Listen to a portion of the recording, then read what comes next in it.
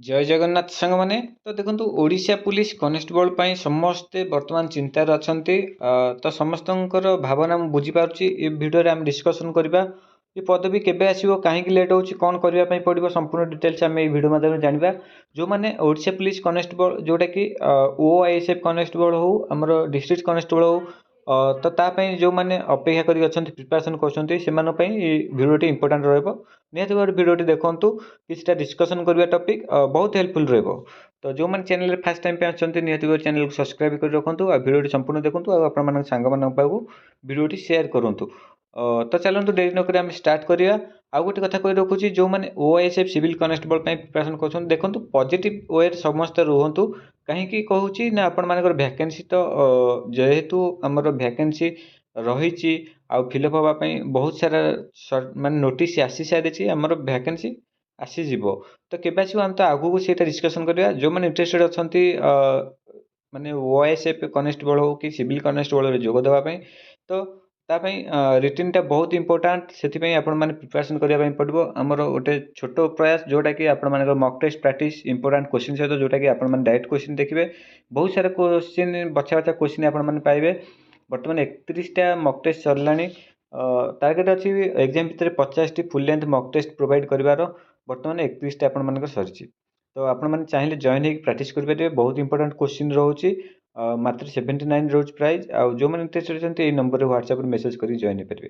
ता सहित extra important material आपण मैंने से ग्रुप रे पाई पारे। बहुत आपण मैंने प्रैक्टिस थरे थरे करूँ बहुत हेल्पफुल रहिबो। ओके जो मैंने सीरीयस एस्पिरेंट अच्छा अदरवाइज आपण मैंने जमी प्रिपरेशन कर कि अन्य थ्रू रे जो प्रिपरेशन करूँ ठीक अच्छे। किंतु जो मैंने सीरीयस अच्छा मुझे सजेस्ट करी आमर मक टेस्ट थरे थरे आपण मैंने प्रैक्टिस करूँ।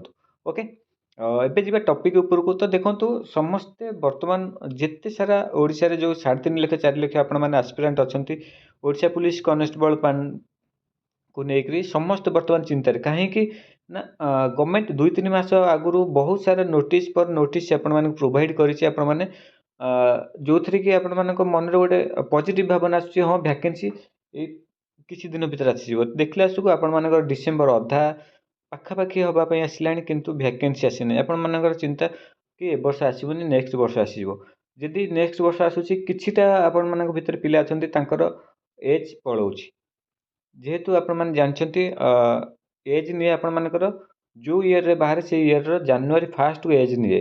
तो जदि आपण मानकर डिसेम्बर रु जनवरी 1 हो जाऊँगी ताले गोटे वर्ष आपण मानकर बहुत सारा पिला आपण मानकर रहीजिवे।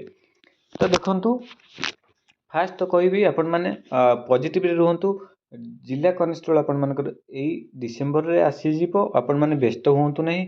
तापर OISF तो देखंतु तापाई गोटे बड़ पदक्षेप निया जाउछि। आपण मानकर जो कनेस्टेबल वैकेंसी जेते सारा आपण मानकर अछि गवर्नमेंट डिक्लेयर करछि एति वैकेंसी अछि एते शीघ्र आसीजिवो किंतु पदवी आसुनी सेति आपण मानकर गोटे प्रोटेस्ट जारी करा जाउछि। तो आपण माने निजर सामर्थ्य अनुसार जार भी सामर्थ्य होछि आपण माने जोग देकी प्रोटेस्ट रे जॉइन हो पारे किसी असुविधा नहीं। ओके तो मु सजेस्ट करी आपण माने जो मानकर पाखापाखि अच्छे आपण माने जॉइन करूँ बाकी माने प्रोटेस्ट रे आ बाकी प्रिपरेशन करूँ किसी असुविधा नहीं। आपण मानकर वैकेंसी डिसेम्बर भितर आसीजिवो जिला कनेस्टेबल। OISF कथा तो आपण मानकर बहुत द्वंद्वर अच्छी जेहेतु किछिटा अपडेट मिलूची जो अपडेट है कि फुलफिल हो पारुनी ता छड़ा आपण मानकर ईयर सरीबा उपर आसलानी। तो से निजक भी अनकम्फर्टेबल लगुच आपण मानक किसी डाटा दवापाई जहाँ भी कलेक्शन कहीं ना आपण मानकर से डाटा अनुसार ही रोनी कहीं गवर्नमेंट वर्तमान जो चली आपण मान प्रोसेसटा तो बहुत किसी आपण मानकर फरक रोचे आपण मानकर डाटा ठू। तो से वीडियो प्रोवाइड करने को ही भल लगुनि कहीं आपण मानकर जो डाटा आसूची से डाटा ही सठिक ही होनी कहीं किसी ना किसी आपण मानकर एपट सेपट रोचे। तो आपण माने निश्चिंत रुहंतु वैकेंसी खाली अच्छी माने पॉजिटिव रुहंतु प्रिपरेशन निजो करंतु। ओके आउ वैकेंसी आपण मानकर जिला कनेस्टेबल डिसेम्बर भितर ही आसीबो। आउ आपण मानकर OISF कथाटा टिके कन्फ्यूज रे अछि। ओके किसी भी डाटा आसिले भी मध्य भी दबापाई ही भय लगुच कहीं से डाटा अनुसार ही रिजल्ट ही मिलूनी। ओके बर्तमान आपण मानक कौन करने पड़ो तो देखो मु समस्तंकर भावना बुझीपारुची कहीं ना ଆପଣମାନେ ବହୁତ ପରିଶ୍ରମ କରିଛନ୍ତି ଯେଉଁ ଆଗାମୀ ରିକ୍ରୁଟମେଣ୍ଟ ପାଇଁ। କାହିଁକିନା ପୂର୍ବରୁ ଯେଉଁ ରିକ୍ରୁଟମେଣ୍ଟରେ ଆପଣମାନେ ଛୋଟ ଛୋଟ ମାର୍କରେ ଆପଣମାନେ ନିଜର ଯେଉଁ ପରିଶ୍ରମକୁ ହରେଇକି ଆଉ ଗୋଟେ ପ୍ରୟାସକୁ ଆପଣମାନେ ଚେଷ୍ଟା ଜାରି ରଖିଛନ୍ତି। କିନ୍ତୁ ମୁଁ ଆପଣଙ୍କ ଭାବନା ବୁଝିପାରୁଛି, ନିଶ୍ଚିନ୍ତ ଆପଣମାନଙ୍କର ସଫଳ ହେବେ। ଖାଲି ଆପଣମାନେ ପଜିଟିଭରେ ରୁହନ୍ତୁ, କିଛି ଡିମୋଟିଭେଟ୍ ହୁଅନ୍ତୁନି, ପ୍ରିପାରେସନ୍ କରନ୍ତୁ। ଆଉ ଦେଖନ୍ତୁ, ଯେହେତୁ ଗୋଟେ ନୂଆ ବୋର୍ଡ଼ ଗଠନ ହେଲା, ତାର ଅଲରେଡ଼ି ଗଠନ ସରିଛି, ବର୍ତ୍ତମାନ ତାର ରିକ୍ରୁଟମେଣ୍ଟଟା ଆପଣମାନଙ୍କର କେଉଁ ୱେରେ ହେବ ସେଇଟା ପାଇଁ ଆପଣମାନଙ୍କ ପ୍ରିପାରେସନ୍ ଚାଲିଛି। କିନ୍ତୁ ଏତିକି ମନେ ରଖନ୍ତୁ, ଆପଣମାନଙ୍କର ଜାଣିଛନ୍ତି ଦଶମ ବୋର୍ଡ଼ ପରୀକ୍ଷା ଆପଣମାନଙ୍କର ଫେବୃଆରୀ ମାସରେ ହେବାର ଅଛି। ତ ଦଶମ ବୋର୍ଡ଼ ପରୀକ୍ଷା ଆପଣମାନେ ଜାଣିଥିବେ ଗୋଟେ ମାସ ଧରିକି ରହିବ। ତା ପୂର୍ବରୁ ଆପଣମାନଙ୍କର ଓଡ଼ିଶା ପୋଲିସ ଏକ୍ଜାମ୍ ହେବ। ଓକେ, ଏତିକି ହିଁ ଦିମାଗରେ ରଖନ୍ତୁ, ସେ ଅନୁସାରେ ପ୍ରିପାରେସନ୍ କରନ୍ତୁ। ଆଉ ରହିଲା ଆପଣମାନଙ୍କର ଅଫଲାଇନ୍ରେ 100ରୁ 200% ଅଫଲାଇନ୍ ଏକ୍ଜାମ୍ ହେବ। ତ ସେଥିପାଇଁ କଟଅଫ୍ ଅଫଲାଇନ୍ ହେଲା ମାନେ ଆପଣମାନେ ଜାଣିଛନ୍ତି ଅଫଲାଇନ୍ ଏକ୍ଜାମ୍ରେ ବହୁତ ଇଜି କୋଶ୍ଚିନ୍ ଆସେ, ବହୁତ 80% ଇଜି କୋଶ୍ଚିନ୍ ଆସେ, 20% ମଡରେଟ୍ ଲେଭେଲ୍ ଆସେ। ତ ସେଥିପାଇଁ କମ୍ପିଟିସନ୍ ବହୁତ ହାଇ ଯିବ। ଯେଉଁମାନେ ଭଲ ମାର୍କ 75 80% ମାନେ ଜେନେରାଲ୍ ଏସିବିସି କଥା କହୁଛି, 80% ଆପଣମାନେ ରଖୁଛନ୍ତି, ଭଲ ସ୍କୋରରେ ଆପଣମାନେ ରହିବେ। ଅଦରୱାଇଜ୍ ଆପଣମାନଙ୍କ ବହୁତ ଡିଫିକଲ୍ଟି ହେଇଯିବ ଆପଣମାନଙ୍କୁ ଯେଉଁଟାକି ମେରିଟ୍ରେ ଆସିବା ପାଇଁ। ତ ସେଥିପାଇଁ ଭଲସେ ପ୍ରିପାରେସନ୍ କରନ୍ତୁ ଭାଇ, କାହା କଥା ଶୁଣନ୍ତୁନି। ଭ୍ୟାକେନ୍ସି ଅଛି, ଭ୍ୟାକେନ୍ସି ଆସିବ, କାହିଁକି ଆପଣମାନେ ଡିମୋଟିଭେଟ୍ ହୁଅନ୍ତି। ଆଜି ଆସିନି ମାସେ ପରେ ଆସିବ, କିଛି ଅସୁବିଧା ନାହିଁ। ଆପଣମାନେ ନିଶ୍ଚିନ୍ତ ଭାବରେ ପ୍ରିପାରେସନ୍ କରନ୍ତୁ। ଆଉ ଦେଖନ୍ତୁ, ଆପଣମାନେ ଯଦି ଏପଟ ସେପଟ ହେବେ, ନାଇଁ ଆଜି ଆସିଥିଲେ ମୁଁ ଇଏ କରିଥାନ୍ତି କି 5 ଦିନ ଆସିଥିଲେ, ତ ଦେଖନ୍ତୁ କାହାର କିଛି କ୍ଷତି ହେବନି, ଆପଣ ନିଜର କ୍ଷତି ହେବ। 2 ବର୍ଷ 5 ବର୍ଷ 3 ବର୍ଷ ଧରି ଆପଣମାନେ ଅନେଇକି ପ୍ରିପାରେସନ୍ କରିକି ଆସୁଛନ୍ତି, ଯଦି ଆପଣମାନଙ୍କ ହାତଛଡ଼ା କରିଦେଉଛନ୍ତି, ଆପଣ ହିଁ କ୍ଷତିରେ ସହିବେ। କେହି ଆପଣଙ୍କର କ୍ଷତିଟା ନେଇପାରିବେନି। ସେଥିପାଇଁ ଭାଇ ଟିକେ ଭିତରିଆ ଭାବନ୍ତୁ, କାହାରି କଥାରେ ଆପଣମାନେ ଡିମୋଟିଭେଟ୍ ହୁଅନ୍ତୁନି, ନିଜକୁ ଷ୍ଟ୍ରଙ୍ଗ କରନ୍ତୁ, ପଜିଟିଭିଟି ୱେରେ ରୁହନ୍ତୁ। ଓକେ, ତ ଦେଖନ୍ତୁ, ଭିଡ଼ିଓ କରିବାର ଉଦ୍ଦେଶ୍ୟ ଆପଣମାନଙ୍କୁ ଜାଗ୍ରତ କରାଇବାର। ଭାଇ ଆପଣମାନେ ନିଶ୍ଚିନ୍ତ ରୁହନ୍ତୁ, ଭ୍ୟାକେନ୍ସି ଆସିବ, ନିଜକୁ ଷ୍ଟ୍ରଙ୍ଗ କରନ୍ତୁ।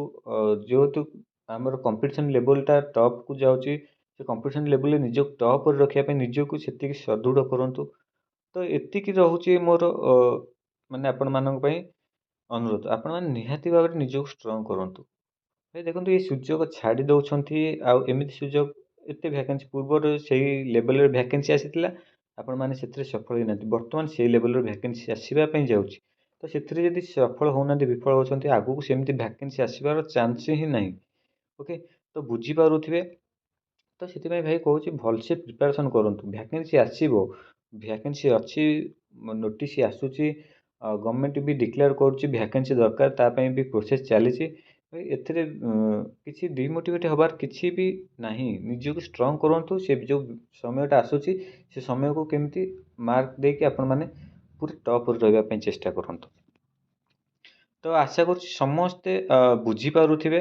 ଆଉ ଭାବୁଛି ସମସ୍ତେ ବୁଝିବାର ପିଲା ହେଇଥିବେ। ଭାଇ ଏଜୁକେଟେଡ଼୍ ସମସ୍ତେ ଅଛ, କାହାରିକି ମାନେ ଜଣାଇବା ଦରକାର ନାହିଁ।